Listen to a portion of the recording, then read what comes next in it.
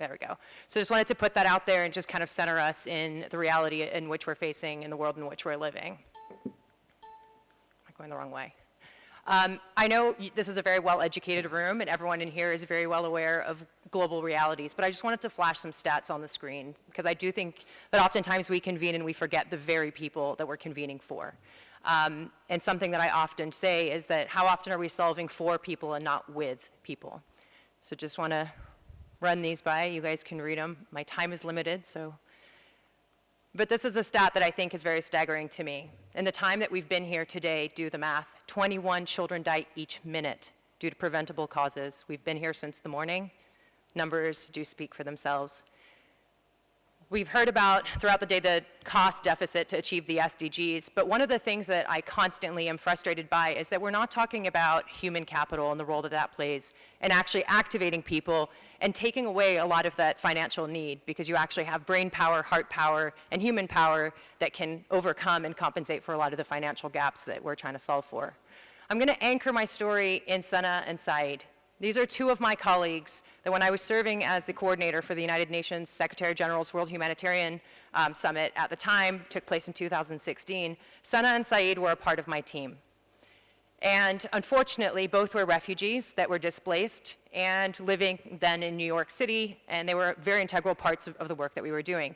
Both were not allowed to attend the very summit organized by the United Nations under the patronage of the President of Turkey, which led me to realize something really important. We failed on our promise to not leave anybody behind.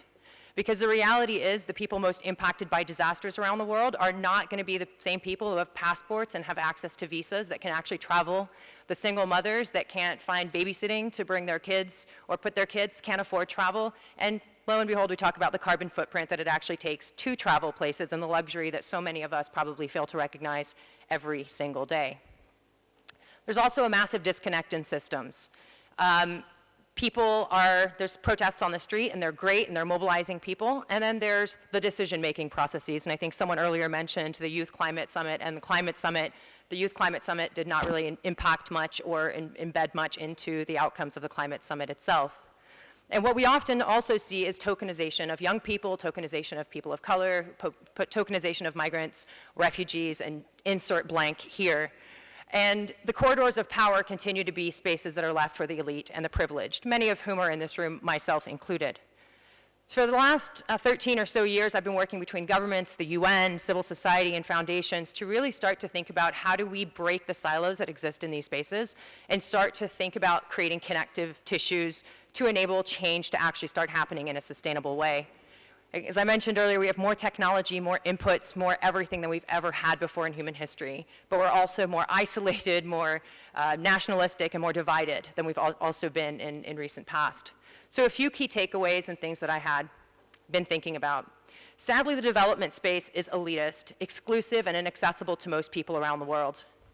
Many people are left out. We talk about the slogan, nothing about us without us, but the reality is, as I mentioned, most of the world's vulnerable populations that are impacted drastically by failed policies are not part of these conversations. We also have issues with apathy, silos, and complexity of problems. Apathy, people want to help, they don't know how to help. They're overwhelmed. They just say, I don't matter, I'm one person, the world is dying, oh well.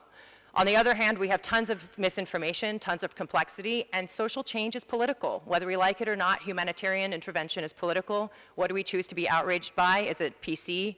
Is it not PC? And so on and so forth.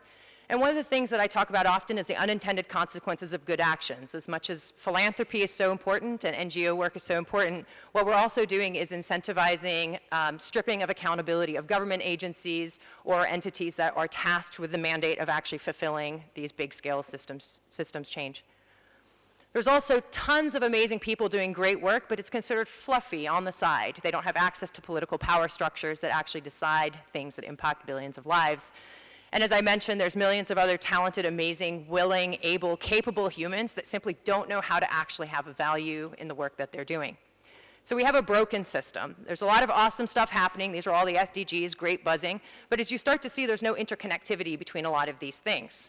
And a lot of what we're really starting to think about is how can we actually start to build ecosystems that create shared value. And we talked about some of these issues, so I'll skirt past them. But the reality is most of these problems are in the gray spaces. There's no sexy solutions, and unless we start thinking of how we're actually talking about impact and metrics and reporting, we're going to continue to create more of the failed systems that we're supposed to solve.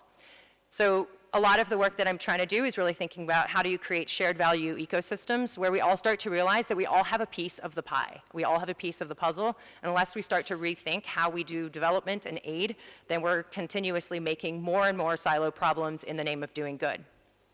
So the Humanity Lab Foundation I founded in 2016 with an amazing group of global talent and just amazing humans. And what we are aiming to do is to unlock human potential to catalyze change around the world. And a lot of our work is really valued in barriers and trying to inspire behavioral change, really looking at the fact that most of the world's crappiest, challenging problems, sorry, I shouldn't have said that in the Vatican, I apologize, are actually based in human behavior. They're based in cultural norms, social ills, religious or cultural beliefs, frustrations and outrage, misinformation, and failing large systems that no one knows how to address. So what we're trying to do is reframe the global goals as the people's goals. And through that, our organization has 3 initiatives. Number 1 is large-scale global events, leveraging technology to connect people to corridors of power. The second is media and advocacy, and the third is training tools.